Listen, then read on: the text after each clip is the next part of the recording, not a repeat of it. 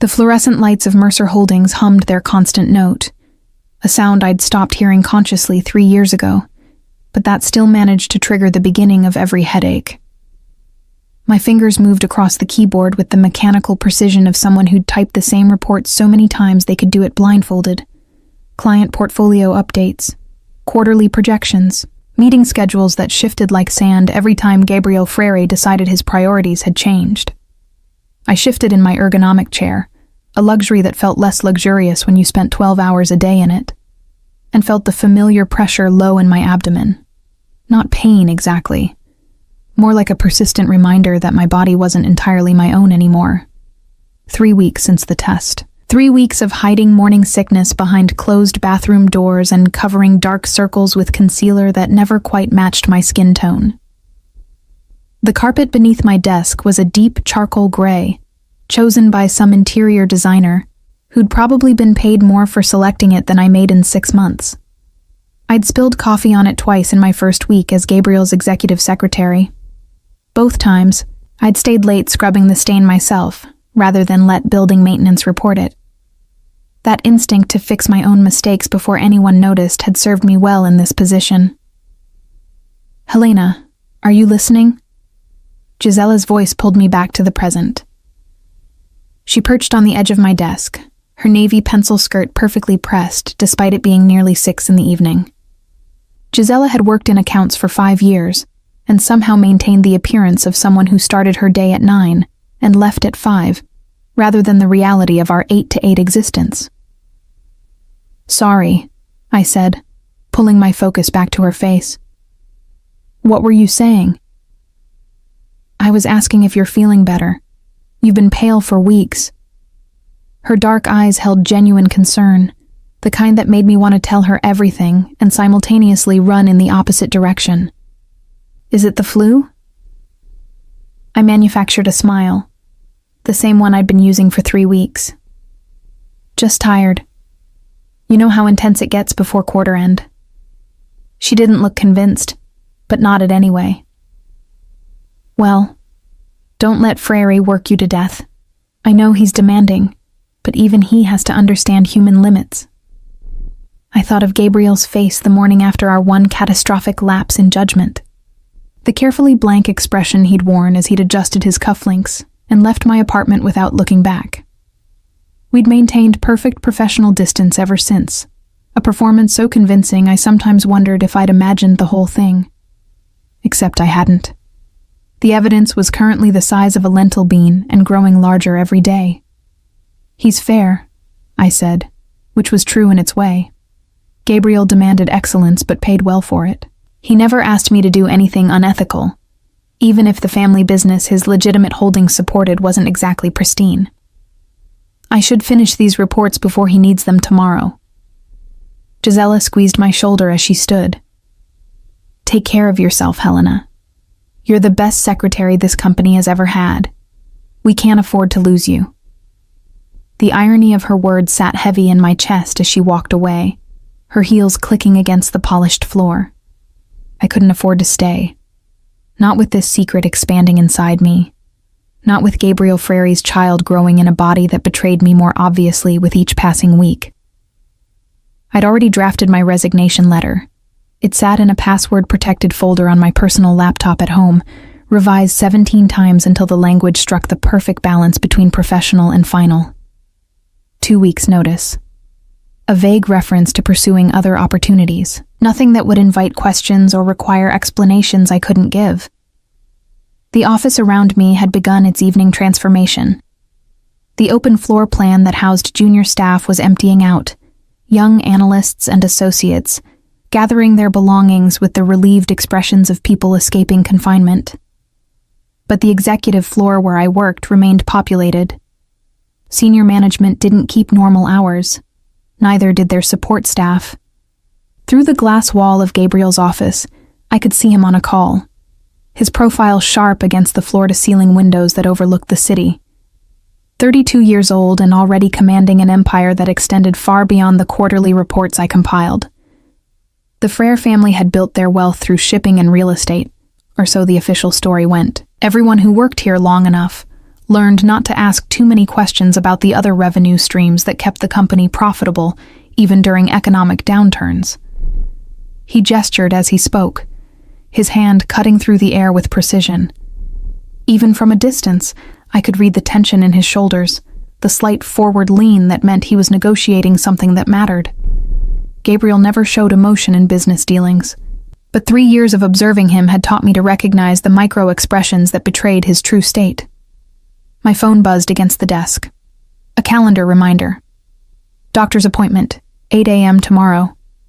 The first official prenatal visit. I'd scheduled it at a clinic 3 neighborhoods away from my apartment, and paid cash for the initial consultation, paranoid about insurance records that might somehow find their way back to Gabriel's attention. The nausea that had been my constant companion chose that moment to surge. I stood carefully, grabbing my water bottle as cover, and made my way to the private bathroom adjacent to my work area. One of the perks of being an executive secretary, your own facilities, away from the communal restrooms used by everyone else. I locked the door and leaned against the cool marble counter, breathing through my nose until the wave passed. My reflection in the mirror showed the truth I'd been hiding. Shadows under my eyes that makeup couldn't quite erase. A pallor that spoke of sleepless nights and morning sickness that lasted all day. The faint tightness around my mouth that came from constant vigilance. 25 years old. 3 years of impeccable service to a man who valued competence above all else. One night of spectacular judgment failure that would cost me everything I'd built. I splashed cold water on my wrists, an old trick my grandmother had taught me for nausea, and returned to my desk. The reports wouldn't finish themselves, and I needed Gabriel to have no complaints about my work quality. When I submitted my resignation next week, I wanted him to have no professional cause to question it. The elevator chimed, announcing a late arrival. Chuk Elder Castro emerged, Gabriel's head of security, and the man who knew everything that happened in and around this building. He was built like someone who'd spent years doing physical work, his dark suit tailored to accommodate shoulders that suggested he could break someone in half if required. "Ms. Machado," he said with a nod as he passed my desk, heading directly for Gabriel's office. I returned the greeting and watched as he knocked once before entering. Through the glass, I saw Gabriel end his call and turn his full attention to H.O. Calder. They spoke for several minutes, Gabriel's expression growing darker with whatever information was being delivered. Then Gabriel's eyes found me through the glass wall. The look lasted only a second before he returned his attention to Ho Calder. But it was enough. Something in that glance held a knowledge that made my stomach drop. Ho Calder left the office, offering me a small smile as he passed that felt almost sympathetic. I forced my attention back to my screen, trying to ignore the sudden racing of my pulse. It meant nothing. Gabriel looked at me dozens of times a day. This was no different. Except it was. My desk phone rang, the internal line. Gabriel's direct extension. "Helena, my office, please." No preamble, no explanation. Just the expectation that I would comply immediately, the way I always did. I saved my work and stood, smoothing down my black sheath dress, chosen specifically this morning because it still fit without clinging to the slight changes in my body. The walk to his office felt longer than usual, each step carrying me closer to something I couldn't name but instinctively feared. Gabriel stood by the windows when I entered, his back to me, hands in his pockets. The evening sun cast him in silhouette, making it impossible to read his expression. "Close the door," he said without turning. I did. The soft click of the latch impossibly loud in the suddenly quiet space. "Sit down, Helena." Not Ms. Machado.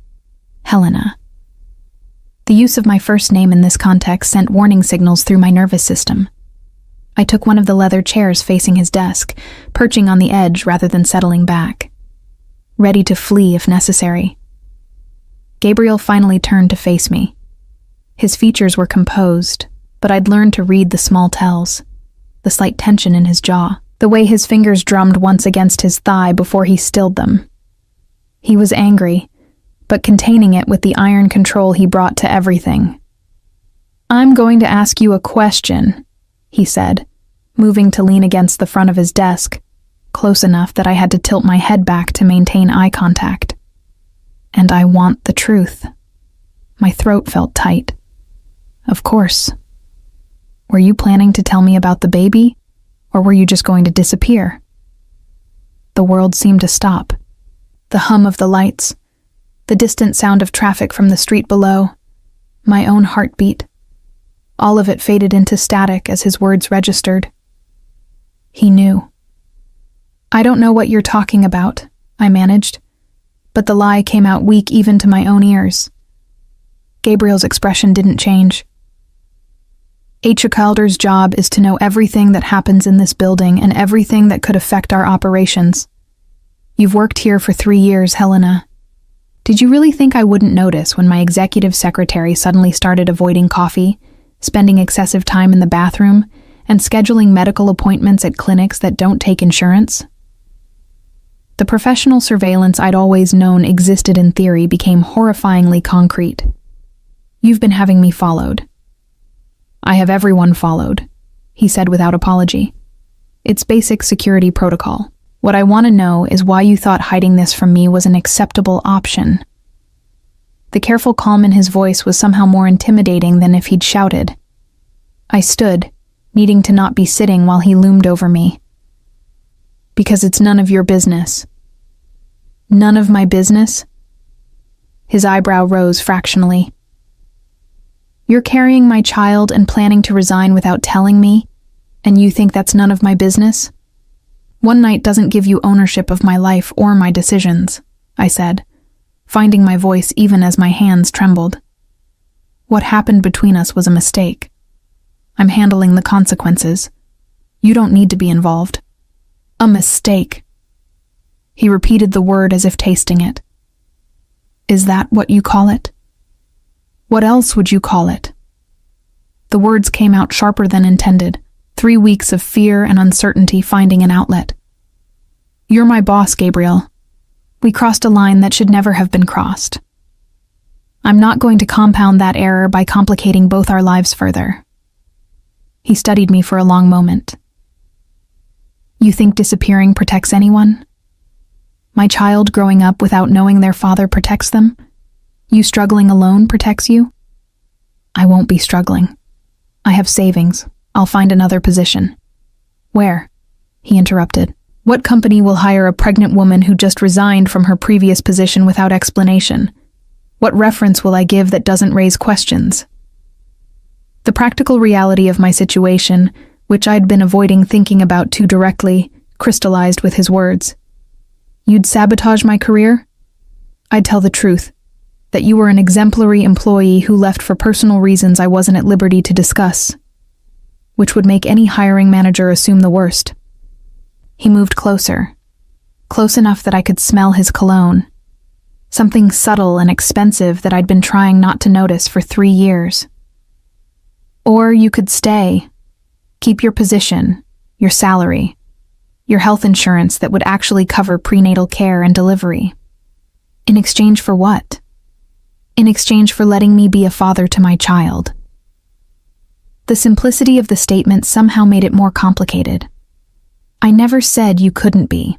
I just don't want to be another responsibility you manage like a quarterly report." Something flickered in his eyes. "Is that what you think you are to me? A responsibility to be managed?" "I don't know what I am to you, Gabriel. We've barely spoken about anything personal in 3 years. One night doesn't change that." "Then let's change it."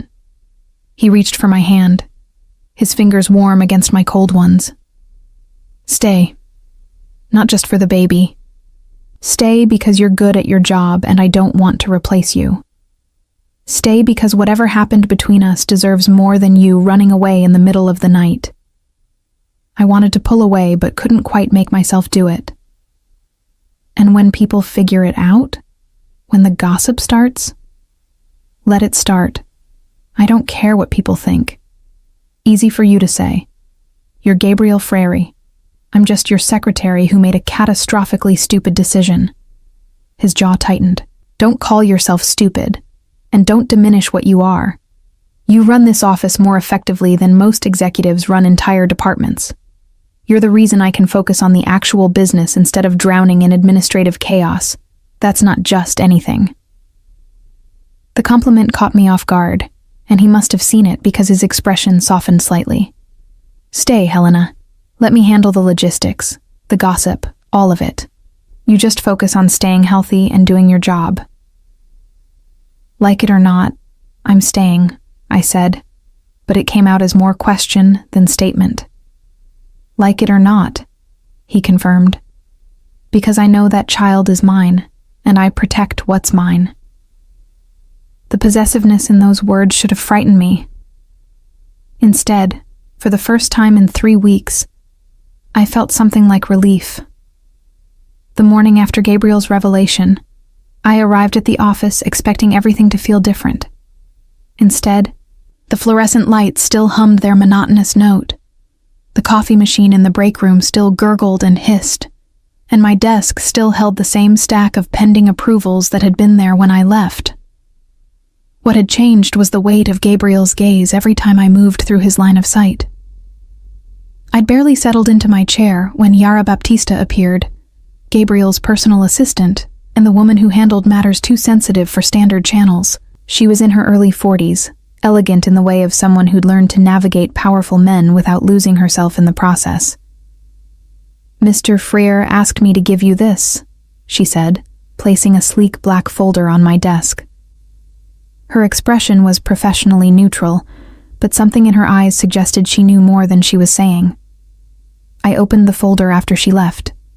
Inside, a new health insurance card with my name, upgraded to the premium tier that executives received. A business card for Dr. Teresa Vidal, one of the city's top obstetricians, with a note in Gabriel's precise handwriting. First appointment scheduled for tomorrow, 10 a.m., non-negotiable. Beneath that, a key card to his private parking garage, and a memo reassigning my parking spot from the public lot 3 blocks away to the secure underground facility directly beneath the building. I stared at the items, recognition dawning that this was how Gabriel operated, not through grand gestures or emotional declarations, but through systematic elimination of obstacles. He'd identified every practical concern I might have, and addressed them before I could voice objections. My phone buzzed.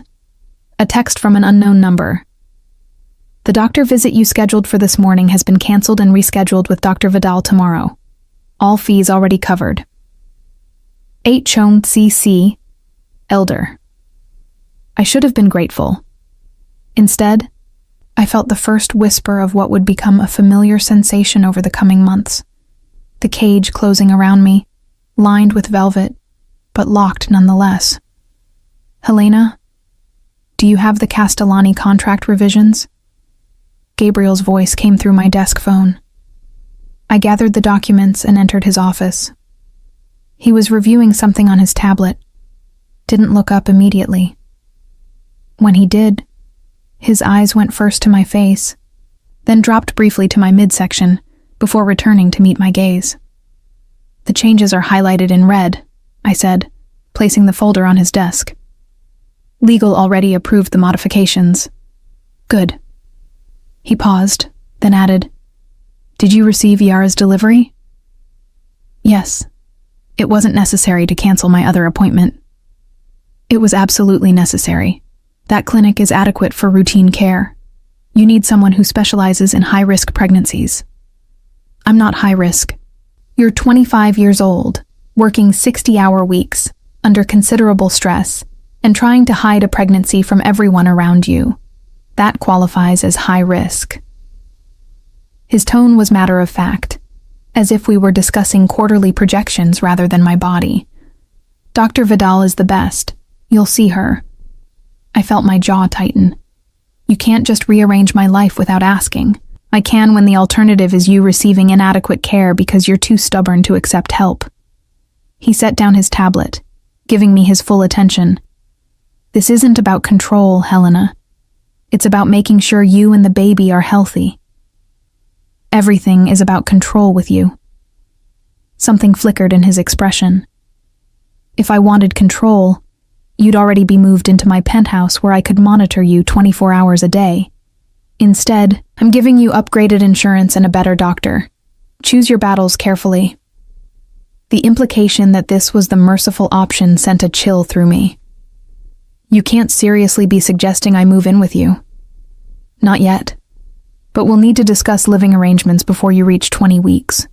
Your apartment has stairs and no elevator. Not practical." He returned his attention to the contract as if the matter was settled. "That's all for now." I left his office, hands shaking with a combination of anger and something else I didn't want to name. Back at my desk, I pulled up my resignation letter, reading through it again. The words that had seemed so definitive last week now felt flimsy against the reality of Gabriel's determination. Gisela appeared at lunch, a welcome distraction. "Want to grab something from the cafe downstairs? I'm desperate to escape these walls for 20 minutes. "I can't. I have too much to finish before the Peterson meeting at 2. She tilted her head, studying me with the expression of someone who'd known me long enough to recognize when I was deflecting. "You've been different lately. Distant. Is everything okay?" "Everything's fine," I lied, then softened it with honesty. "Just tired. I haven't been sleeping well." "Is it Frary? Is he pushing too hard?" Before I could answer, Gabriel himself emerged from his office, HOC elder at his side. They were deep in conversation, Gabriel's expression darker than I'd seen it in weeks. As they passed my desk, I caught fragments of their exchange. "Leal's been asking questions about the Castellani deal." "Let him ask. He has no leverage. But if he connects the dots about the shipping routes..." They moved out of earshot, heading toward the private elevator that led to the executive conference room. But H.O. Calder glanced back at me as they walked, and in that look I read confirmation of something I'd been suspecting since yesterday. I'd become part of whatever calculus Gabriel was running in his head. Not just his secretary anymore, but a variable in larger equations I didn't fully understand. Gisela followed my gaze. Those two are always plotting something. I swear, sometimes I think Frere runs more than just a legitimate business empire. "That's not really our concern," I said quickly, aware that speculation about the Frere family operations was dangerous territory. "I suppose not." She checked her watch. "I should get back anyway. But Helena, if you ever need to talk about anything, I'm here. No judgment." After she left, I tried to focus on work, but found my mind circling back to the conversation I'd overheard. Guilherme Leal was one of Gabriel's primary business rivals, a man whose legitimate holdings masked operations that made the Frere family look positively ethical by comparison. If Leal was sniffing around the Castellani deal. My phone buzzed again. Another text from Hawonsi Elder. "Mr. Frere requests you join him in conference room A immediately." I saved my work and took the private elevator up. The executive conference room occupied half of the top floor, with windows on 3 sides offering panoramic city views. Gabriel stood at the far end, arms crossed, staring out at the skyline. Haakolder was positioned by the door, his presence somehow making the massive space feel smaller. "Close the door," Gabriel said, without turning. I did. The heavy door sealed with a soft click, and suddenly the ambient noise of the building disappeared entirely. Soundproof. Of course it was. HOC Elder has information you need to hear, Gabriel said, finally facing me. Tell her. HOC Elder's expression was apologetic but firm. Guilherme Leal has been conducting surveillance on Mr. Frere's known associates. As of 3 days ago, that surveillance expanded to include you. The words took a moment to register. Me? Why would he? Because you're close to Gabriel, HAOC Elder interrupted gently. To someone like Leal, anyone in proximity to his rivals is a potential pressure point. He doesn't know about the pregnancy yet, but he knows you're important to Gabriel's operations. I'm his secretary. That's not exactly classified information. You're more than that, Gabriel said quietly. And Leal is smart enough to recognize it. The way I rely on you, trust you with sensitive information, he sees vulnerability there. I felt cold despite the climate-controlled room. What kind of surveillance? Monitoring your movements, your communications, your financial transactions. Standard intelligence gathering. HOC Elder pulled out his tablet, showing me a series of photographs. Me leaving my apartment building, entering the office, walking to the clinic I'd visited last week. The clinic. If he has people following me to medical appointments. I couldn't finish the sentence. He'll know about the pregnancy within days, if he doesn't already, Gabriel confirmed, which is why we need to get ahead of this. Get ahead of how? Gabriel exchanged a look with H.O. Calder that spoke of decisions already made. You're moving into my building effective immediately. There's a vacant unit on the floor below my penthouse, fully furnished. Xiao C. Elder's team will pack your apartment tonight. Absolutely not. Helena. No. I stood my ground even as my heart raced. You don't get to make that decision for me. I appreciate the warning, but I'm not moving just because some business rival is being nosy.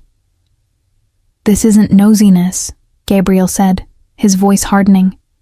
Guilherme Leal is dangerous. He's suspected in 3 disappearances of people who got in his way. I won't have you or our child become pressure points he can exploit. Then tell him the truth, make it public, remove the leverage. I'm not ready to do that yet. Why not? He was silent for a long moment. Because once it's public, everything changes. The board will have questions. Shareholders will have concerns. Every business opponent I have will view you and the baby as acceptable casualties in their wars with me, as opposed to now, where I'm just a secret casualty waiting to happen. His jaw tightened. You're not a casualty. You're under my protection. Protection I didn't ask for and don't want. Nevertheless, you have it. He moved closer, his presence overwhelming in the way it always was when he dropped the professional veneer. I'm not giving you a choice on this, Helena. You're moving tonight. You can fight me on the details, but not on the fact of it. I wanted to argue, to tell him exactly where he could put his high-handed decisions. But I looked at the photographs again, saw myself captured in moments I'd thought were private, and felt the first real curl of fear. The apartment, I said finally. I keep my own space. You don't have a key, and I don't have to report my comings and goings. Agreed, with one modification. Schickelder's team monitors the building security. If you leave, they need to know where you're going. That's not... It's the best offer you're going to get, Gabriel interrupted. And it's more freedom than I should be giving you under the circumstances. I looked at Hilder, who at least had the grace to appear sympathetic. He's right, Miss Machado. If Leal knows about the pregnancy, your current apartment is indefensible. Mr. Freire's building has security measures that would take a military operation to breach. The practical part of my brain recognized the logic. The rest of me screamed against the trap closing tighter. Fine, I said. But this is temporary. Once Leal moves on to whatever his next obsession is. We'll revisit, Gabriel agreed, though something in his tone suggested he had no intention of ever letting me leave. That evening, I watched from Gabriel's penthouse as Hounkalder's team efficiently packed up my life into labeled boxes. Gabriel had insisted I not return to my apartment, citing security concerns, and I hadn't had the energy to fight him on it. Your apartment is 3 floors down, he said, handing me a keycard. 2100. It's similar layout to this one, but the second bedroom is set up as an office currently. Currently, I repeated. You mean until it becomes a nursery? That's still months away. He moved to the windows, hands in his pockets. Helena, I know this isn't what you wanted, but I need you to understand that I'm not doing this to control you. I'm doing this because the alternative is unacceptable. The alternative being? Anything happening to you or our child because I didn't take adequate precautions. He turned to face me. I've spent my entire adult life calculating risks and mitigating threats. This is no different. Except I'm not a business deal. I'm a person. I'm aware. His expression softened slightly. Which is why you have your own apartment instead of being installed in my guest room. Why you're keeping your position instead of being put on immediate leave. I'm trying to balance your autonomy with legitimate security concerns. I wanted to stay angry, to hold on to the fury that made me feel less helpless. But exhaustion was winning. 4 weeks of morning sickness, sleepless nights, and constant anxiety had depleted my reserves. I should go see my new prison, I said, heading for the door. Helena. I stopped but didn't turn around. It's not a prison. You can leave whenever you want. You just can't go back to being unprotected. The distinction felt meaningless, but I nodded and let myself out. Apartment 2100 was, as promised, similar to Gabriel's penthouse but smaller. The furniture was modern and expensive, the kitchen fully equipped, the bathroom larger than my bedroom had been at my old place. Through the floor-to-ceiling windows, the city glittered like scattered diamonds. A gilded cage, I thought, but a cage nonetheless. My phone buzzed. A text from Gabriel. Holly Elder will deliver your belongings by 10 p.m. If you need anything before then, I'm upstairs. I sat on the pristine leather couch and finally let myself acknowledge the truth I'd been avoiding. I was in far deeper than a simple pregnancy. I'd become entangled in Gabriel Frere's world in a way that went beyond employer and employee, beyond even father and mother of a child. I'd become something he felt compelled to protect, and Gabriel Frere never let go of what he considered his. Dr. Teresa Vidal's office occupied the top floor of a medical building that probably cost more per square foot than most people's homes. The waiting room featured original artwork and furniture that looked like it belonged in a design magazine, rather than a place where people sat anxiously awaiting test results. I'd arrived alone, insisting to Gabriel that I didn't need an escort to a routine prenatal appointment. He'd agreed with visible reluctance, though I suspected Harl Calder's security team was somewhere nearby, maintaining their invisible perimeter. Ms. Machado? A nurse appeared, clipboard in hand. The doctor will see you now. Dr. Vidal was a woman in her late 50s, with silver-streaked hair, pulled back in an elegant twist. She shook my hand with a firm grip and gestured to the examination table. I understand this is your third visit with us, and you're now approximately 12 weeks along. She reviewed something on her tablet. Mr. Frere was quite insistent that we provide comprehensive care. The casual mention of Gabriel's involvement made me tense. What exactly did he tell you? Simply that you're carrying his child and that he wants the best possible care for both of you. She looked up, her expression kind but professional. Everything discussed here is confidential, Helena. May I call you Helena? I nodded, some of the tension easing. The examination was thorough. Blood tests, physical assessment, and finally the ultrasound. Dr. Vidal moved the wand across my abdomen, her eyes on the screen. Then she smiled. Would you like to see your baby? She turned the monitor toward me, and there it was. No longer a kidney bean, but an actual tiny human form with visible limbs. A flickering pulse at its center that made my breath catch. That's the heartbeat, Dr. Vidal said softly. Strong and steady. Based on measurements, I'd say you're about 12.5 weeks. That puts your due date around early to mid-April. April, 5.5 months away. The timeline suddenly felt real in a way it hadn't before. Everything looks healthy, the doctor continued. But I want you to reduce your stress levels. Mr. Frere mentioned you work extensive hours. We should discuss modifications to your schedule. My work is fine, I said quickly. I can manage. I'm sure you can, but the question is whether you should. She handed me printouts of the ultrasound images. High stress during pregnancy can lead to complications. I'd recommend no more than 45 hours per week, with regular breaks. I thought of Gabriel's reaction if I tried to reduce my hours. I'll consider it. Back at the office, I found Gabriel in his usual position by the windows, phone pressed to his ear. He glanced at me as I entered, then ended his call abruptly. How was Dr. Vidal? Thorough. I placed the ultrasound images on his desk. She said everything looks healthy. Due date is mid-April now. She revised it based on current measurements. He picked up one of the images, studying it with an intensity that seemed disproportionate to the grainy black and white form. April, he repeated. 5.5 months. She also said I should reduce my work hours, 45 per week maximum. His eyes lifted to mine. Agreed. I wasn't asking permission. I know. I was agreeing with the doctor's recommendation. He set down the image.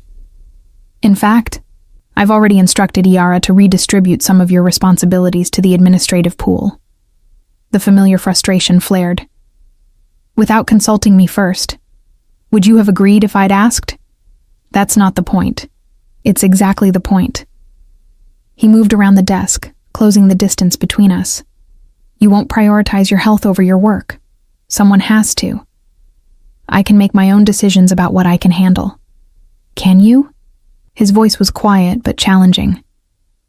Because from where I stand, you've been running yourself into the ground for 6 weeks, trying to prove you can do everything alone. That stubbornness might work when it's just you, but it's not anymore. The words hit harder than they should have.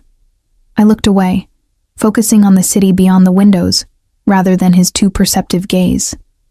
Helena. He waited until I met his eyes again. I know you're angry about how this happened, how I found out, the security, the apartment, all of it. But my priority is keeping you and the baby safe and healthy. If that makes me controlling, I can live with that. Easy to say when you're the one doing the controlling. Is it really about control? Or is it about the fact that you've been independent for so long that accepting help feels like weakness? The accuracy of his observation made me want to throw something. Instead, I crossed my arms. I don't need psychoanalysis from my boss. I'm not just your boss anymore. Then what are you? The question hung between us. Gabriel was silent for a long moment, his expression unreadable. I don't know, he finally said. That's what we need to figure out. He gestured to the leather chairs by his desk. I sat, and he took the one across from me rather than retreating behind his desk. The informality of the arrangement felt deliberate. Tell me about the first time we met, he said. The unexpected question threw me. What does that have to do with anything? Humor me. I thought back to 3 years ago, my first day as his executive secretary. You were in the middle of acquisitions negotiations. You barely looked at me, just told me what you needed done and expected me to figure out how to do it. You did.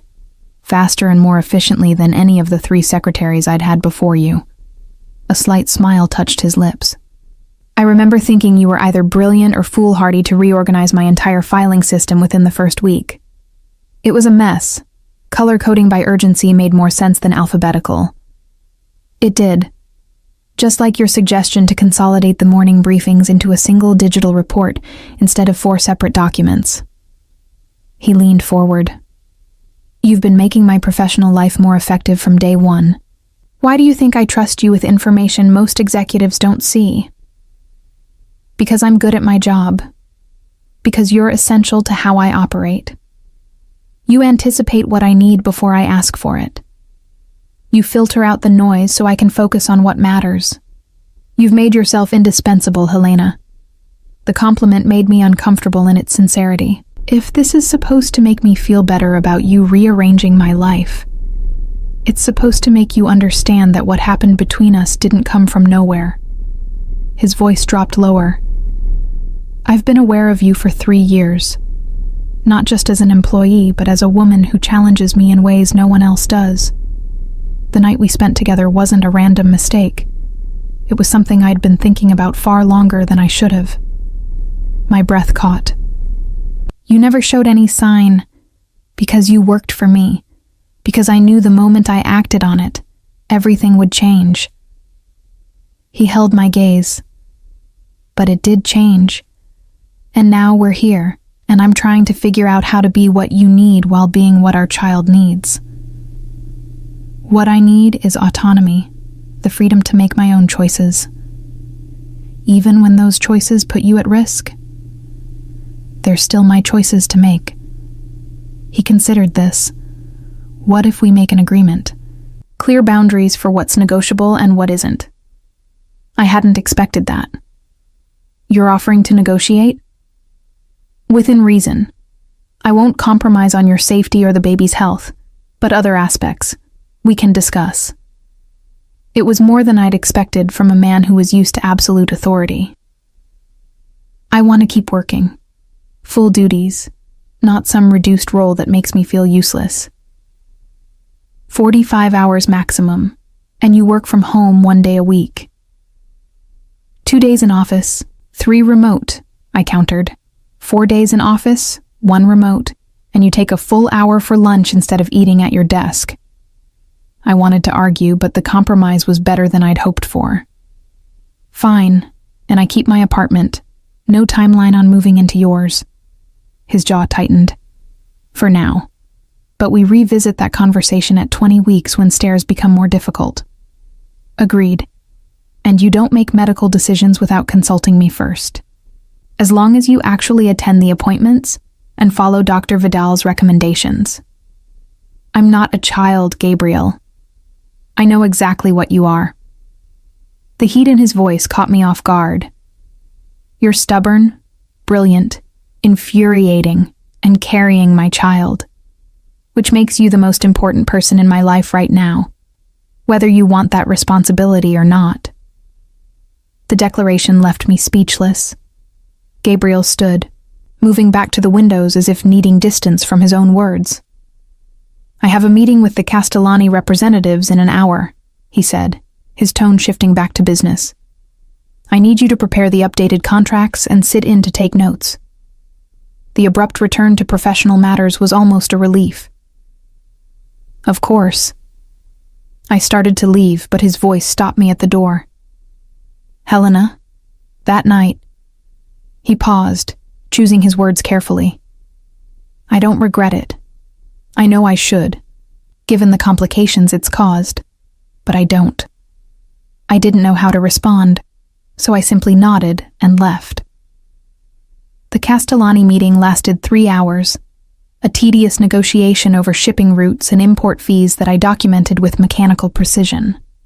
But throughout it all, I was hyper-aware of Gabriel across the conference table, the way he commanded the room without raising his voice, the subtle tells when he was about to make a counteroffer, the brief glances he sent my direction to ensure I was capturing specific details. We'd fallen into these patterns over 3 years, a professional synchronicity that required no discussion. But now that synchronicity felt charged with meaning, beyond mere efficiency. When the meeting finally ended, and the Castellani representatives departed, Gabriel loosened his tie with visible relief. They're going to agree to the revised terms, he said, probably by Friday. How can you be sure? Because they need our infrastructure more than we need their products. They're posturing to save face, but the math only works one way. He began gathering documents, good notes, especially catching the discrepancy in their tonnage calculations. They were hoping you wouldn't notice the numbers didn't match across the different documents. I wasn't looking that closely. You were. He met my eyes. See? Essential. The word felt weighted with more than professional appreciation. Back at my desk, I pulled up my personal email and found a message from Gisela. Wine bar after work? You look like you need to decompress. I wanted to say yes, to spend an evening being normal instead of navigating the complicated reality my life had become. But wine was off the table, and Gisela was too perceptive not to notice if I ordered sparkling water while she drank. I was typing a polite decline when my phone buzzed with a text from Ha Aoin Si, elder. Update on Leal's situation.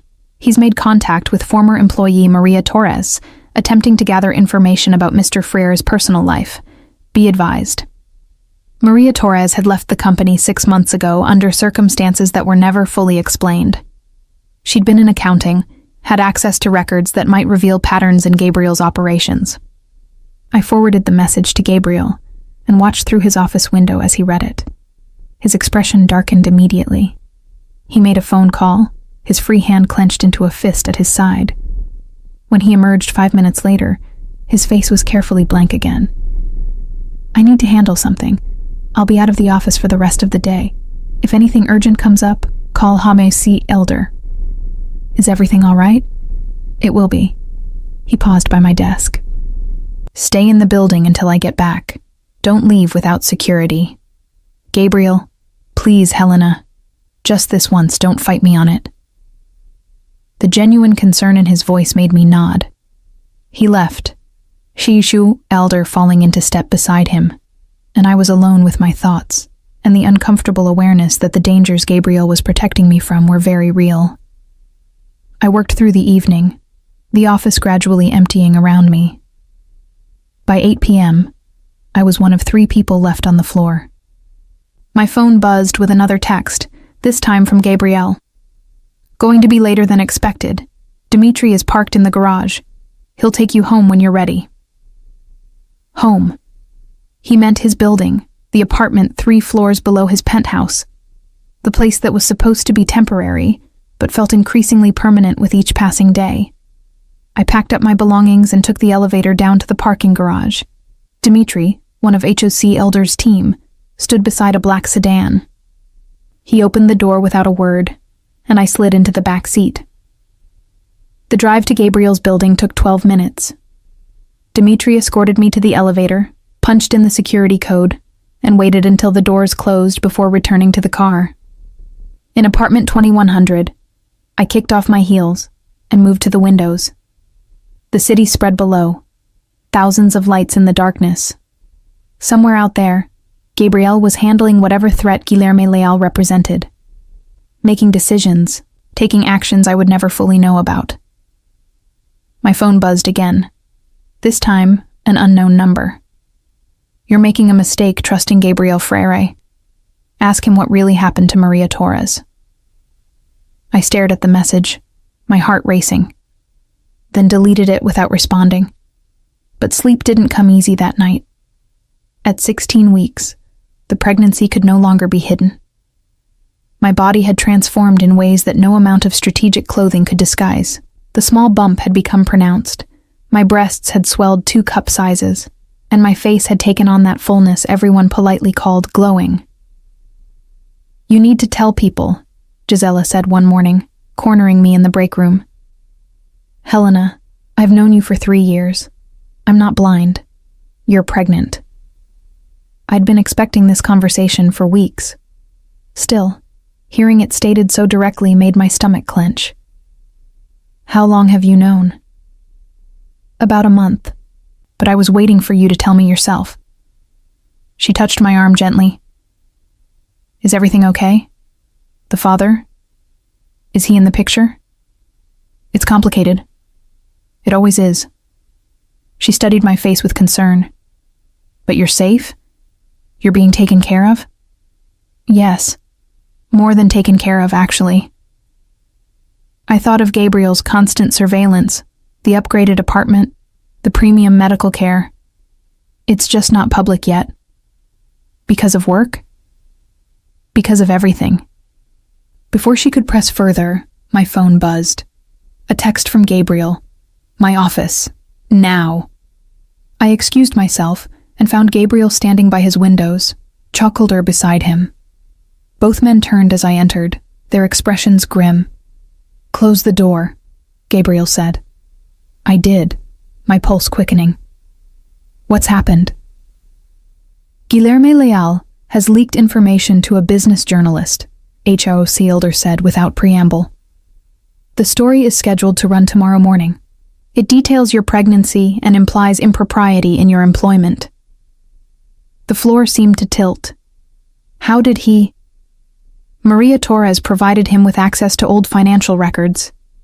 He's constructed a narrative that makes it appear I hired you, knowing we had a personal relationship, that the pregnancy is the result of an ongoing affair. Gabriel's voice was controlled, but I could see the muscle ticking in his jaw. None of it is true, but it's plausible enough to cause problems. What kind of problems? Board inquiries, shareholder concerns, potential regulatory investigations. He turned to face me fully. We need to get ahead of this. How? By making our own announcement, tonight, before Leal's story breaks. He pulled out his phone, showing me a prepared statement. This confirms our relationship in the pregnancy. It presents the facts on our terms. I read the carefully worded paragraphs. Professional, warm, revealing nothing about the complicated truth. It makes it sound like we've been dating for months. We don't need to provide a detailed timeline. The relevant facts are, you're pregnant, I'm the father, we're committed to co-parenting. He paused. Unless you want to say something different. What do you want to say? His eyes held mine. I want to tell the truth. That what started as a single night became something neither of us expected. That you're important to me beyond just being the mother of my child. That I'm not ashamed of any of this. The raw honesty in his voice made my breath catch. Gabriel. But I'll follow your lead, he continued. This affects you more than it affects me. What do you want people to know? I thought about the past 12 weeks. The way he'd inserted himself into every aspect of my life, not with cruelty, but with relentless protectiveness. The way I'd fought him at every turn, yet found myself softening despite my better judgment. Tell them we're figuring it out, I said finally. That this wasn't planned, but we're committed to making it work. For our child and for ourselves. Something like relief crossed his features. I can work with that. Cho Si Elder made a call, and within minutes, Gabriel's communications team was revising the statement. An hour later, it went live across all major platforms. My phone immediately exploded with notifications. Messages from colleagues, from numbers I didn't recognize, from the few friends I'd maintained contact with over the years. I turned it off and stared at the city beyond Gabriel's windows. What happens now? I asked. Now we wait to see how the world responds. He moved to stand beside me. Helena, I know this isn't how you wanted things to go. But for what it's worth, I'm not sorry everyone knows. I'm tired of pretending you're just my secretary. What am I then? He was quiet for a long moment. Someone I care about more than I've cared about anyone in a very long time. Someone I'm determined to protect, even when you don't think you need protecting. Someone who makes me want to be better than I've been. The words settled over me, sincere and terrifying in equal measure. I don't know how to do this, Gabriel. Any of this. Neither do I, but we'll figure it out together. His hand found mine, warm and solid. Trust me on that, at least. The media response was swift and predictably chaotic. By morning, our names were trending. Headlines ranged from supportive to sensational, and think pieces debated everything from workplace ethics to modern relationships. Stop reading those, Gabriel said the next day, finding me scrolling through articles on my tablet. He'd appeared at my apartment door at 8 a.m., with breakfast and the morning papers. They don't matter. They feel like they matter. They don't. What matters is that Leal's leverage is gone. The story he was planning to leak is now just confirmation of what we already announced. He set coffee, decaf, in front of me. We control the narrative now. Over the next 2 weeks, the initial frenzy died down. Colleagues who'd been distant became cautiously friendly. Gisela took me to lunch and extracted a heavily edited version of the truth, which she accepted with characteristic grace. The board issued a statement supporting Gabriel's personal choices while reaffirming confidence in his leadership. And slowly, Impossibly, our new reality began to feel almost normal. At 18 weeks, Gabriel called me into his office with an announcement. I'm making some organizational changes. Yara will take on more administrative oversight. You're transitioning to a new role. I stiffened, expecting demotion disguised as consideration for my condition. What role? Director of Strategic Operations. He handed me a detailed job description. You've been doing this work informally for over a year. Time to make it official. I scanned the document, shocked by how accurately it reflected what I actually did. People will say you're giving me special treatment. People will say all kinds of things. The question is whether you care more about their opinions than about doing work you're qualified for. He met my gaze steadily. This isn't charity, Helena. You've earned this position, and I'm interviewing 3 candidates to replace you as executive secretary to prove it's not about keeping you close. The thoughtfulness of it, the way he'd anticipated my objections, left me momentarily speechless. Thank you. You don't need to thank me for recognizing your value. He moved closer. Though I wouldn't object to you showing appropriate appreciation later. The heat in his voice sent a shiver through me. Despite months of forced proximity, we'd maintained careful physical boundaries, but lately, those boundaries had been eroding. Gabriel, I know. We're taking things slowly. I'm trying to respect that. His hand cupped my face gently. But you should know, I'm not a patient man by nature. The fact that I've waited this long is testament to how much you matter to me. Before I could respond, his phone rang. He sighed, stepping back. We'll continue this conversation later. Think about the position. I need an answer by Monday. That weekend, Gabriel insisted on taking me out of the city. You need a break from the office politics and media scrutiny, he said, brushing aside my protests. Doctor's orders. Dr. Vidal didn't say anything about leaving the city. She said to reduce stress. This is stress reduction.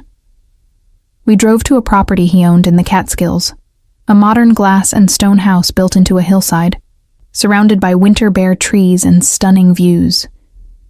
The same place we'd fled to during the Leal crisis, but this time the atmosphere was entirely different. No security teams, no immediate threats. Just us and the quiet of the mountains. This place is beautiful, I said, standing at the floor-to-ceiling windows that overlooked the valley. It's peaceful. That's why I bought it. He came to stand beside me, close but not touching. I needed somewhere away from everything, somewhere that felt separate from all the complications. And you brought me here. I brought you here because you're not a complication, Helena. You're the only uncomplicated thing in my life. He turned to face me. With you, I don't have to calculate every word, every action. I can just be. The vulnerability in his admission made my heart ache. I don't think anyone's ever said something like that to me before. Then they were fools. That night, after dinner and quiet conversation by the fire, Gabriel walked me to the guest room where I'd stayed during our previous visit. But this time, when he said goodnight, his hand lingered on my face. Helena, he said softly, I need you to know, whatever happens between us, however this evolves, I'm committed to you and our child. That's not negotiable. I know. Do you? His thumb brushed across my cheekbone. Because sometimes I think you're still waiting for me to change my mind, to decide this is too complicated and walk away. The thought has crossed my mind. It shouldn't. I don't walk away from what's mine. He caught the objection forming on my lips and smiled slightly. I know, you're not a possession, but you are mine in every way that matters, and I'm yours if you want me. The question hung in the air between us. Did I want him? This complicated, controlling, surprisingly tender man who'd rearranged my entire life. I'm scared, I admitted, of how much I'm starting to want this. Want you. Good. I've been terrified for weeks. He leaned in slowly, giving me time to pull away. When I didn't, his lips met mine in a kiss that started gentle, but deepened quickly, months of restraint finally breaking. When we finally parted, both breathing hard, he rested his forehead against mine. Stay with me tonight, not just in the guest room. With me. Gabriel? Just asleep. I just want to hold you. His voice dropped lower. Please. I should have said no. Should have maintained the boundaries that had kept this situation manageable. Instead, I nodded. His room was masculine and comfortable, dominated by a massive bed facing more floor-to-ceiling windows. He lent me a t-shirt to sleep in, and when we finally lay down, he pulled me against him, my back to his chest, his arm draped protectively over my growing belly. This okay? He murmured against my hair. Yeah, this is okay. I felt him relax, his breathing gradually evening out, and for the first time in months, I slept deeply, dreamlessly, safe in the arms of a man I was slowly, terrifyingly falling in love with. At 24 weeks, the baby's movements had become impossible to ignore. Strong kicks and rolls that Gabriel felt with wonder every time his hand rested on my stomach, which was increasingly often. We'd settled into a routine that felt almost domestic.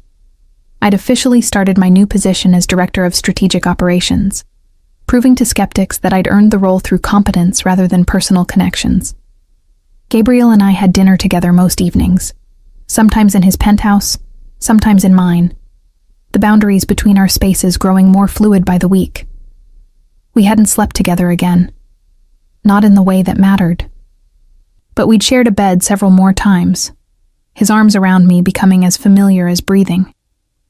The restraint was starting to fray, evident in the heated looks we exchanged, the lingering touches, the kisses that grew longer and deeper. We need to talk about what happens after the baby arrives, Gabriel said one evening over dinner in his apartment. February snow fell steadily outside the windows, blanketing the city in white. What do you mean? I mean living arrangements, childcare, how we navigate having a newborn while both maintaining our careers. He set down his fork. I want us all under one roof, Helena. This having 2 apartments in the same building, it was practical when we were figuring things out. But now what? Now I hate going to sleep without you. I hate waking up and having to wait until you come upstairs for breakfast. I hate the pretense that we're not building a life together. My breath caught. Gabriel, I love you. He said it simply, directly. I have for months, maybe longer if I'm honest with myself. And I know you feel something for me too, even if you're not ready to name it yet. He wasn't wrong. Somewhere between his high-handed protectiveness and unexpected tenderness, I'd fallen completely. I do feel something, I admitted. But moving in together, that's a big step. We're having a baby together. That's already the biggest step. He moved around the table, kneeling beside my chair so we were eye level. I'm not asking you to give up your independence or your apartment. Keep it as office space, as a retreat when you need alone time. But live with me. Here. Let me wake up next to you every morning and go to sleep holding you every night. The image he painted was dangerously appealing. What if it doesn't work? What if we realize we drive each other crazy? Then we'll figure it out. But I'd rather fail trying than succeed at maintaining safe distance. His hand covered mine. Take a chance on us, Helena. Please. I looked at this man who'd fought me at every turn, who'd protected me against my will, who'd slowly, inevitably become essential to my happiness. Okay. Relief flooded his features. Okay, I'll move in. But I'm keeping my apartment as office space, and when you're being impossibly controlling, I reserve the right to retreat there. Deal. He stood, pulling me up with him, and kissed me thoroughly. When? After the baby arrives. I want to be settled in one place before that chaos begins. Acceptable. His hands cradled my face. Have I mentioned lately that you're the most remarkable woman I've ever known? You might have implied it once or twice. Well, it bears repeating. That night, I finally gave in to the tension that had been building for months. No more restraint, no more boundaries. Just us, finally admitting what we both wanted. The next morning, I woke in Gabriel's arms in his bed. Our bed now, I supposed, and felt something settle into place.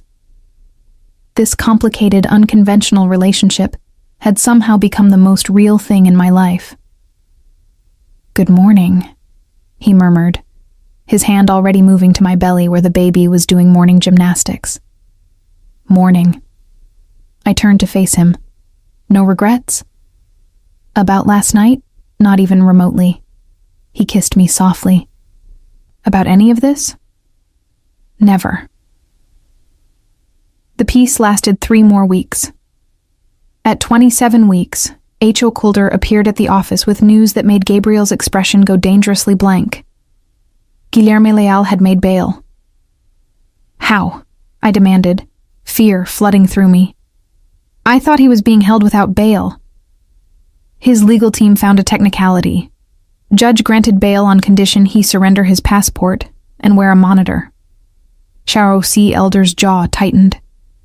He made his first call to a known associate. "Meaning he's planning something," Gabriel finished. He turned to me. "You're going home. Now." "Gabriel." "This isn't negotiable, Helena."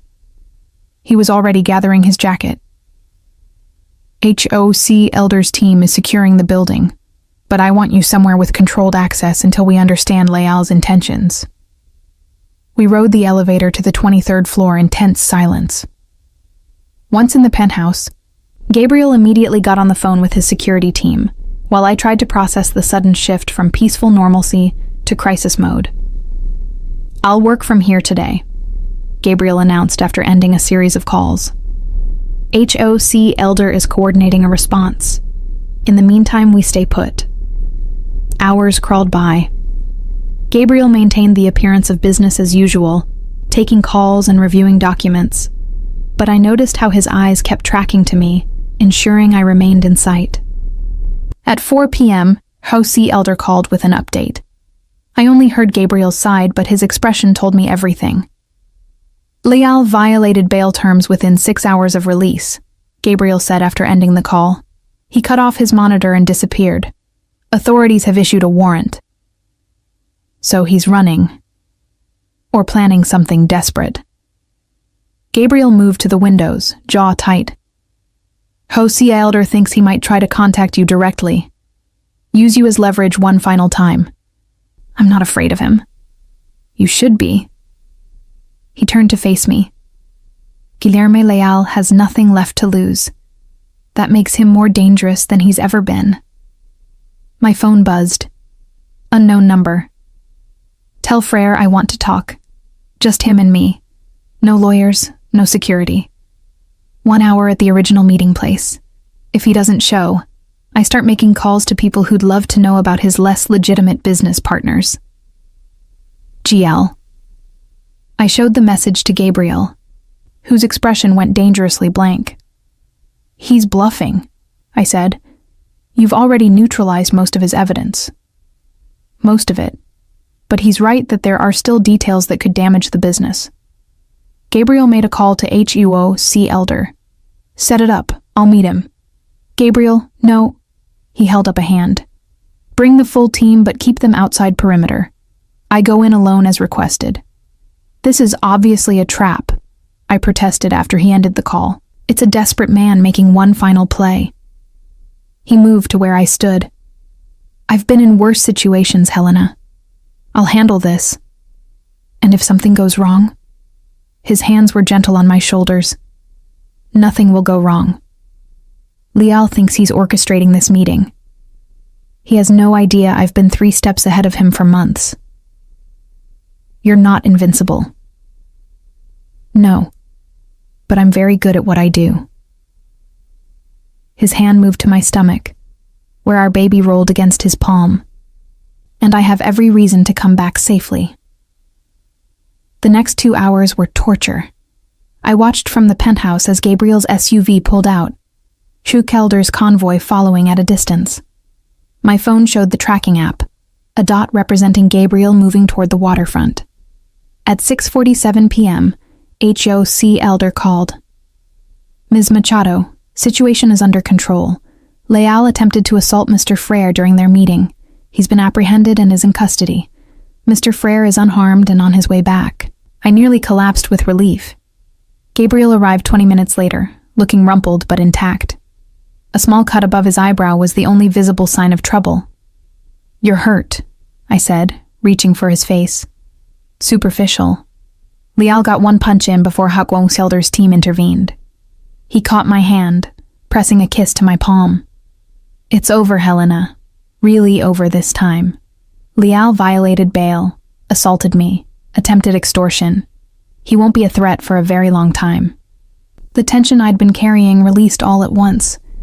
I sagged against him, his arms coming around me automatically. I was terrified, I admitted into his shirt. I know. I'm sorry I had to put you through that. His hand stroked my back. But I needed to end this. For us. For our child. For the future we're building. That night, lying in bed with his hand on my belly and our baby moving beneath his palm, Gabriel spoke the words I'd been waiting to hear. I love you, Helena. Not because you're carrying my child, though that's part of it, but because you challenge me, match me, make me want to be better. You've changed everything. I love you too, I said, finally admitting the truth I'd been hiding from myself. Even when you're impossible, he laughed softly. I'm working on that. Work harder. Yes, ma'am. At 32 weeks, pregnancy had transformed from an abstract concept into a physical reality that dominated every aspect of my existence. My belly had grown to the point where I could no longer see my feet. Sleep came in fragmented intervals interrupted by bathroom trips and the baby's acrobatic performances. And despite Dr. Vidal's assurances that everything was progressing normally, the approaching due date filled me with equal parts anticipation and terror. You're nesting, Gisela observed one afternoon, finding me reorganizing files in my office for the 3rd time that week. My sister did the same thing before her kids were born. Couldn't stop cleaning and organizing everything. I just want to have everything in order before I go on leave, I said, though she wasn't wrong. The compulsion to prepare, to control what little I could control, had become overwhelming. When's your last day? 2 weeks. April 10th. The baby's due April 15th, but Dr. Vidal said first babies often come late. I touched my belly where a foot pressed insistently against my ribs, though this one seems impatient. And after? Are you coming back? It was a question I'd been avoiding. Gabriel and I had discussed it extensively. He'd made it clear I could take as much time as I needed, that my position would be waiting whenever I was ready to return. But the reality of balancing motherhood with a demanding career felt impossibly complex. I don't know yet, I admitted. Ask me again in 6 months. That evening, Gabriel found me in the nursery we'd set up in what had been his home office. I'd officially moved into the penthouse 2 weeks ago, my apartment on the 20th floor now serving as the office space we'd agreed upon. The transition had been surprisingly easy. Most of my belongings had already migrated upward over the months of shared dinners and overnight stays. You've rearranged the stuffed animals again, he observed, leaning against the door frame. The elephant looked better by the window. The elephant looked fine where it was. He moved behind me, his arms encircling my waist, or what remained of it, his hands resting on my belly. You're anxious. I'm terrified, I corrected. In less than 3 weeks, we're going to be responsible for an actual human being. What if we're terrible at it? Then we'll figure it out together. Like we've figured out everything else. His lips found the sensitive spot below my ear. You're going to be an amazing mother, Helena. How can you be so sure? Because I've watched you for 3 years. You're organized, competent, fiercely protective of what matters to you. And this baby already matters more than anything. He turned me to face him. We're going to make mistakes. Probably a lot of them, but we'll make them together. The certainty in his voice steadied something inside me. When did you get so wise? I've always been wise. You're just finally recognizing it. I laughed despite myself. And there's the arrogance I know so well. Confidence, not arrogance. He kissed me softly. Come to bed. You need rest. I need to finish organizing the nursery is perfect. The entire apartment is perfect. You are perfect. He guided me toward our bedroom with gentle insistence. And you need to sleep while you still can. He was right, of course. Once in bed, with his solid warmth behind me and his hand making slow circles on my belly, exhaustion finally overcame anxiety. 2 weeks later, on April 10th, my planned last day before maternity leave, everything changed. I was in a meeting with the acquisitions team when the first contraction hit. Not the Braxton Hicks contractions I'd been experiencing for weeks, but something deeper, more insistent. I made it through the meeting by gripping the edge of the conference table and focusing on my breathing. Helena, are you all right? Asked James, one of the analysts. You look pale. Fine, just tired. Another contraction, stronger this time. I checked my watch. 8 minutes since the last one. Actually, I think I need to leave early. I made it back to my office and called Gabriel, who was in a client meeting downtown. Don't panic, but I think I'm in labor. How far apart are the contractions? About 7 minutes now. I'm on my way. Call Dr. Vidal and tell her we're coming in. And Helena? His voice softened. Breathe. You've got this. Dr. Vidal examined me in her office and confirmed what I already suspected. You're 3 centimeters dilated and the contractions are regular. This is early labor. It could still be several hours before active labor begins. She smiled kindly. Why don't you go home, rest if you can, and come to the hospital when contractions are 5 minutes apart, or your water breaks. Home now meant Gabriel's penthouse. We rode the elevator up in tense silence, Gabriel's hand never leaving the small of my back. Shaoxi Elder had already been notified and had alerted the security team at the hospital where we'd be delivering. This is really happening, I said, as another contraction gripped me. This is really happening, Gabriel confirmed, guiding me to the couch. What do you need? I don't know. The books all say different things about early labor. Walk around, rest, eat light foods, don't eat. I trailed off as another contraction built. I think I just need you here. I'm not going anywhere. The next 6 hours passed in a blur of increasing intensity. Contractions grew stronger and closer together. Gabriel timed them with focused precision, helped me through breathing exercises, and never once left my side. By 10 p.m., they were 5 minutes apart. Time to go, he said, already calling for the car. The hospital's private maternity ward was everything Gabriel's resources could provide. A spacious room that looked more like a luxury hotel suite than a medical facility, with equipment discreetly hidden behind elegant cabinetry. Dr. Vidal arrived shortly after we did, examining me with practiced efficiency. 7 centimeters, she announced. You're doing beautifully. Probably another few hours. Those few hours were the longest of my life. Gabriel never left, holding my hand through every contraction, wiping my forehead with cool cloths, murmuring encouragement when I was certain I couldn't do this anymore. I can't, I gasped as another wave of pain crashed over me. Gabriel, I can't. Yes, you can. His voice was steady, anchoring me. You're the strongest person I know, You can do this. At 3:47 a.m. on April 11th, after 22 hours of labor, Hugo Gabriel Freire entered the world with a lusty cry that announced his displeasure at the entire experience. "He's perfect," Dr. Vidal said, placing the tiny, angry bundle on my chest. "Congratulations." I stared down at the wrinkled, red-faced creature who was somehow ours, overwhelmed by a love so fierce it physically hurt. "We made this," I whispered. "We did." Gabriel's voice was thick with emotion I'd never heard from him before. His finger traced Hugo's tiny hand, which immediately grasped it with surprising strength. "Hello, son. I'm your father."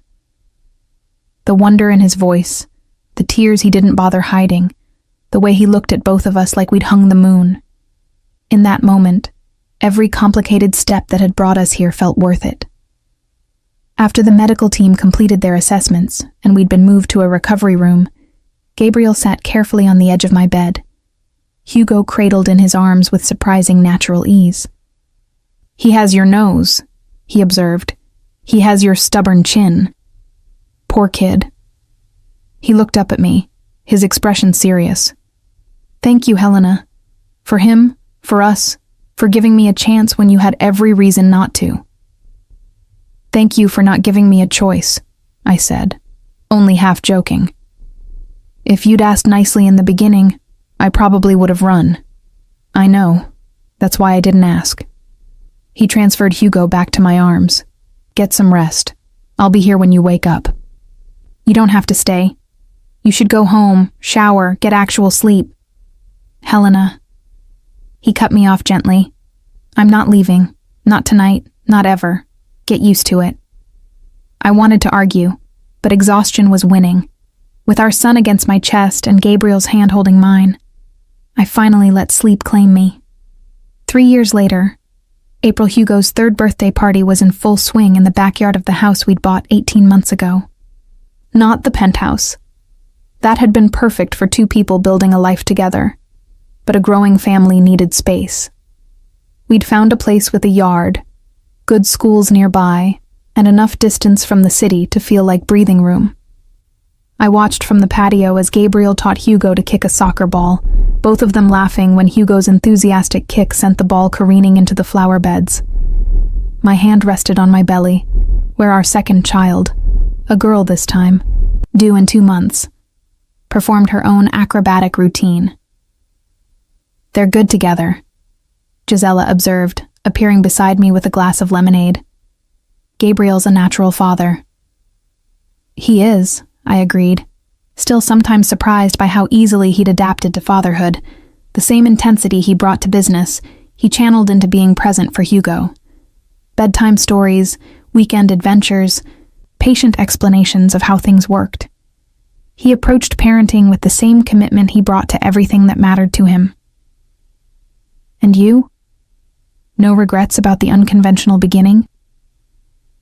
I thought about the past 3.5 years, the fear and resistance of those early months, the gradual surrender to something I hadn't known I wanted, the way love had grown in the spaces between control and compromise.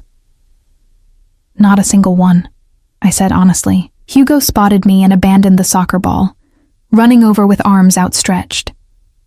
"Mommy, did you see me kick?" "I did. That was impressive." I caught him as he crashed into my legs, lifting him as much as my pregnant belly would allow. Gabriel followed, scooping Hugo up when he saw me struggling. "Careful with Mommy. Your sister needs space too." "When's she coming?" Hugo asked for the 100th time. "About 2 more months," I said. "That's forever. It'll go faster than you think, buddy," Gabriel said, setting him down. "Why don't you go show Aunt Gisela your new dinosaur?" Hugo took off at full speed, and Gabriel turned to me, his hand automatically going to my belly where the baby kicked against his palm. "How are you feeling?" "Tired. Huge. Ready to meet this little one, but also dreading going through labor again." "You'll be amazing, just like last time." He kissed me softly, though maybe this one will come a bit faster than 22 hours. "From your lips to God's ears." That evening, after the party had wound down and Hugo was finally asleep in his bed cluttered with new birthday toys, Gabriel and I sat on the back patio watching the sunset. "Do you ever think about how we started?" I asked. "How angry I was when you wouldn't let me leave." "I think about it all the time." He pulled me closer against his side. "I think about how I had no idea how to handle what I was feeling, so I defaulted to control because that's what I knew. It worked out. It did. But I've learned better ways since then." He was quiet for a moment. "Helena, I need to tell you something." The serious tone made me turn to look at him. "What?" From his pocket, he withdrew a small velvet box. My breath caught. "Before you panic, this isn't what you think." "Not exactly." He opened the box to reveal a simple platinum band. "I'm not asking you to marry me." "You're not?" "I'm asking you to forgive me." His voice was steady, but his eyes held vulnerability I rarely saw. "For how I handled everything at the beginning. For taking away your choices when I should have trusted you to make them. For protecting you in ways that felt more like prison than care. Gabriel, let me finish." He took the ring from the box. "This ring represents a promise. Not that I own you or possess you, but that I choose you. Every day. And that you're free to choose me back, or not.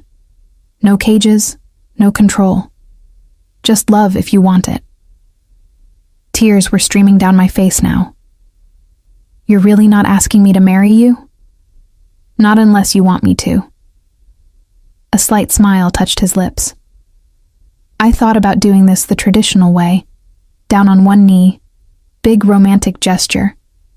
But that's not us. We've never been traditional." He was right about that. Nothing about our relationship had followed conventional paths. "I don't need a wedding to know you're committed to me," I said. "You've shown me that every day for 3 years." But I want one anyway." I laughed through my tears. "I want to stand up in front of everyone and choose you publicly. I want Hugo to see that his parents chose each other, even though we started wrong. I want our daughter to know that love doesn't have to be perfect to be real." Hope flared in his eyes. "Is that a yes?" "That's a yes. Ask me properly." He laughed, the sound rich with relief and joy. Then, carefully maneuvering around my pregnant belly, he knelt on one knee on our patio, holding up the ring. "Helena Machado, mother of my children, love of my life, woman who challenges me every single day. Will you marry me?" "Yes," I said simply. "Yes." He slid the ring onto my finger, then stood and pulled me into his arms, kissing me thoroughly, while the sunset painted the sky in shades of gold and rose. Hugo's voice came from the doorway. "Why is Daddy kissing Mommy?" Gabriel broke the kiss, but didn't let me go. "Because Mommy just said she'll marry me." "What's marry mean?" "It means Mommy and I are going to have a special party where we promise to love each other forever," I explained. "Can I come to the party?" "You're going to be the most important guest," Gabriel assured him. Hugo considered this, then shrugged with the easy acceptance of a 3-year-old. "Okay. Can I have ice cream now?" We laughed, and Gabriel released me to take Hugo inside for his promised treat. I stayed on the patio a moment longer, looking at the ring on my finger, feeling the baby moving inside me, hearing my son's laughter and my fiancé's deeper voice from inside our home. This life we'd built from an impossible beginning. This family that shouldn't have worked but somehow did. Like it or not, Gabriel had told me that first day. "You're staying." He'd been right. But somewhere along the way, the compulsion had transformed into choice. And every day since, I'd chosen to stay. Not because I had to, but because I wanted to. Because this complicated, unconventional love was the realest thing I'd ever known. And that made all the difference. 2 months later, June Olivia Helena Frary was born on June 23rd, after a considerably shorter labor than her brother's dramatic entrance. Gabriel held her with the same wonder he'd shown with Hugo, though this time with the confidence of experience. "She has your eyes," he observed. "She's 2 hours old. You can't tell that yet." "I can tell." He looked up at me, this man who'd forced his way into my life and somehow become my home. "Thank you. Again. For all of it. Stop thanking me. We made these children together. I'm not just thanking you for them. I'm thanking you for us, for giving me a chance to get it right." He carefully transferred Olivia to my arms. "I love you, Helena. More than I have words for." "I love you too," I said, looking at our daughter's perfect face. "Even when you're impossible." "Especially then," he corrected with a smile. "Especially then," I agreed. Hugo arrived with his grandparents an hour later, standing on tiptoe to peer at his new sister with solemn curiosity. "She's really small," he observed. "You were that small once," I told him. "Was I loud like her?" "Louder," Gabriel and I said in unison, making everyone laugh. As I watched my family gathered around, Gabriel with Hugo on his lap, explaining big brother responsibilities, my in-laws cooing over their new granddaughter, the future stretching ahead with all its beautiful uncertainty, I felt something settle deep in my chest. Peace, gratitude, joy. This was my life now. Not the one I'd planned, but the one I'd chosen. And it was perfect. And it